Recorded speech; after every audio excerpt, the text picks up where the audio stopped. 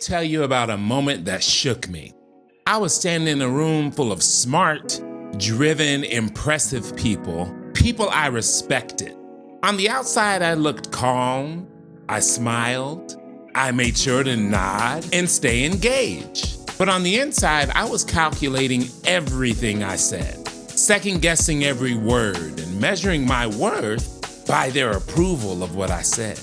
And when I left that night, I didn't feel empowered, I felt empty. Because what I realized in that moment was pretending to be confident is exhausting. And real confidence, deep, grounded confidence, isn't about performing at all. It's about peace. Ooh, come on in, expanders. Let's sit and talk a while. Because today, I want to show you how truly confident people live, think, and move differently. Because the people who carry unshakable confidence, they don't have it by chance. They build it habit by habit, mindset by mindset. I have 7 habits of confident people for you, so let's dive into habit number 1. Habit number 1. Confident people protect their energy like it's sacred. Truly confident people don't wake up and chase validation. They refuse to let the noise of others determine their internal narrative. They guard their mornings, they curate their inputs, and they set boundaries not to offend, but to make sure that they protect their peace. And the reason they do this is because they've learned that energy is everything. And the world will drain it if you let it. Whether it's saying no to a toxic relationship or cutting off gossip, or simply keeping the first hour of the day sacred, confident people know that what fills them fuels them. And so if you're going to fulfill habit number 1, you have to reclaim your power window. And I challenge you to set a boundary this week that protects not just your focus, but your time. Habit number 2. Confident people rewrite their mental loops. A mental loop is the voice that replays in your head. You know the one. For some, it's the one that says you're not ready. For someone else, it might be the one that says you always mess this up. For you, it might be the one that whispers, you're not as smart as everyone else in your group. And I want to set you free in this moment because the assumption is that confident people don't hear that noise. Confident people hear it, but they refuse to believe it. Because once you begin to believe those voices, you're in trouble. Confident people have trained themselves to interrupt that loop, to challenge that story, and to replace the noise with something that is more honest and more empowering. And it's not about fake positivity, whatever that means, but it's about grounded truth. They don't say, I've got this, to feel good. They say it because they've pushed through fear so many times, it's become a part of who they are. So when fear comes up, they have confidence in the moment that I can take this. So in order for us to begin to walk out habit number 2, we need to identify the recurring thoughts that are keeping us small. And once you figure out what those thoughts are, go ahead and rewrite the story. Rewrite it in a more empowering manner. And then speak the new belief out until it becomes your new normal.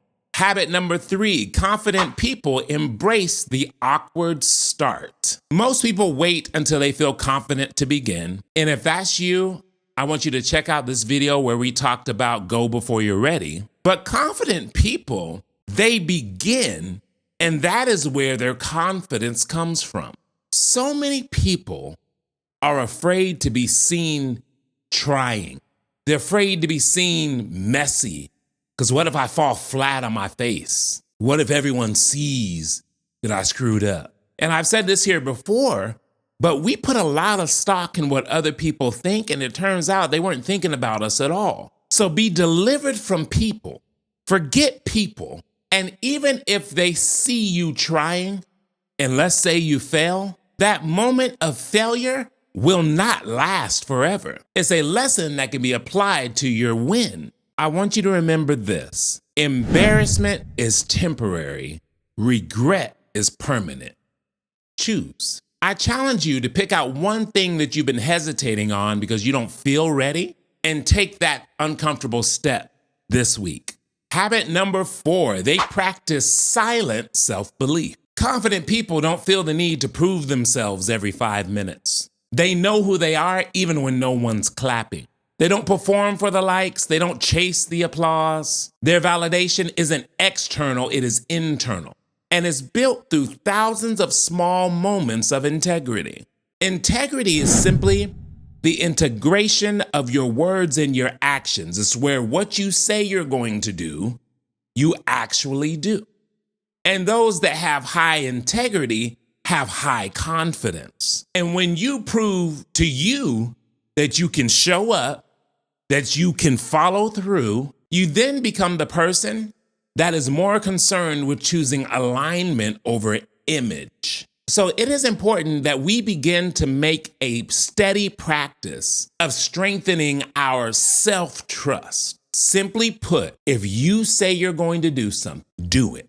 Habit number 5, they take a punch and keep standing. I'm a millennial, so Gen Z, you might not know anything about this. But growing up, there was this inflatable toy that was weighted on the bottom. And whenever you would hit it, that sucker would fly back and then bounce right back. That bounce back power resembles that of a confident person. And here's something that most people don't want to hear. If you're going to grow, you're going to get hit. Like Les Brown say, oh, Murphy gonna visit you. Murphy coming. At times you will get hit. At times you will be misunderstood. At times you will actually make mistakes. And at times people are going to talk about you. But here's the difference between the confident and those that are not confident. Confident people don't crumble when it gets hard. Can you absorb a punch and keep moving? And I'm not saying don't take a moment to feel it, because the problem is never in taking a moment to feel it. The problem is staying down when life hits you. And the reason confident people don't stay down when life hits them is because they've learned to separate performance from identity. They've learned to separate what happens in life from who they really are. And our goal is to get to a point where we are never afraid to fall because we know how to rise. No, I don't like falling, but I know how to rise. I'm going to be okay. Habit number 6, confident people refuse to shrink. Those that are confident don't make themselves smaller to make others comfortable. Confident people speak up. They know when to speak up. They know when to be quiet. They know when to take up space and when to share the space. But through it all, those that are confident own their light and invite others to come on in and do the same. They understand that humility isn't about hiding or shrinking back. It's about staying grounded, staying rooted while rising. And when someone else shines, they don't feel threatened. They feel inspired. And I challenge you this week to begin to practice unapologetic expression. Speak up. Say the thing. Share the idea. Let people see you. And stop dimming your light because of fear. Habit number 7, confident people live aligned, not perfect. Confidence isn't the absence of insecurity. It's the decision to keep showing up and pushing through whenever you feel it. Truly confident people know that they'll never have it all together. And they're okay with that. Because what matters most at the end of the day isn't the unattainable perfection. It's whether we are aligned with our values and with what we are supposed to be. Do your choices reflect your values? Do your habits match your goals? At times when life doesn't make sense, it's because you're living someone else's rather than being true and authentic to the inner voice. So I want you to ask yourself, where am I out of alignment? And then begin to make small shifts that'll bring you back on course. I recently read the story of something unforgettable.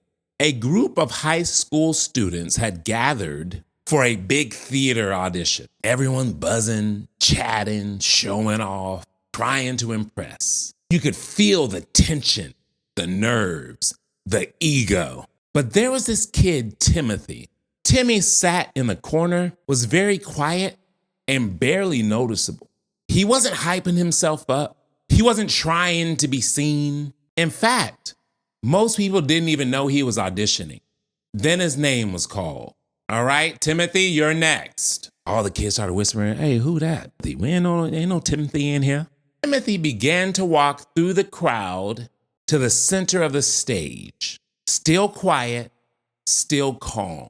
He took a breath and then he owned the room. Not because he was the loudest, not because he had the flashiest performance, but because every word he spoke, every move he made came from a place of deep, grounded confidence. Not performance, presence. You could feel it in the room. When Timothy finished, the room was completely silent for a minute. Then an applause erupted. Later, someone asked, how are you so calm and collected like that? You weren't even talking to anyone before the performance. We didn't even know you were in here. And Timothy's response was, honestly, I remembered the words of my grandfather, who told me, no matter the room I go into, I have nothing to prove. I have something to give. So today, I wasn't here to prove anything. I was here to give something. Confidence isn't about needing to be seen. It's about knowing that you have something worth showing up for. And when you move, speak, and live from that place, everything changes. So I ask you, what are you building within yourself that doesn't need an audience? What are you ready to give, not to prove, to give because it's a part of your gift and it's a part of who you are? That's where confidence lives. Now let's go live it. Always remember that growth is a journey, it's not a destination. I'm in it with you, and I'll see you on the next one.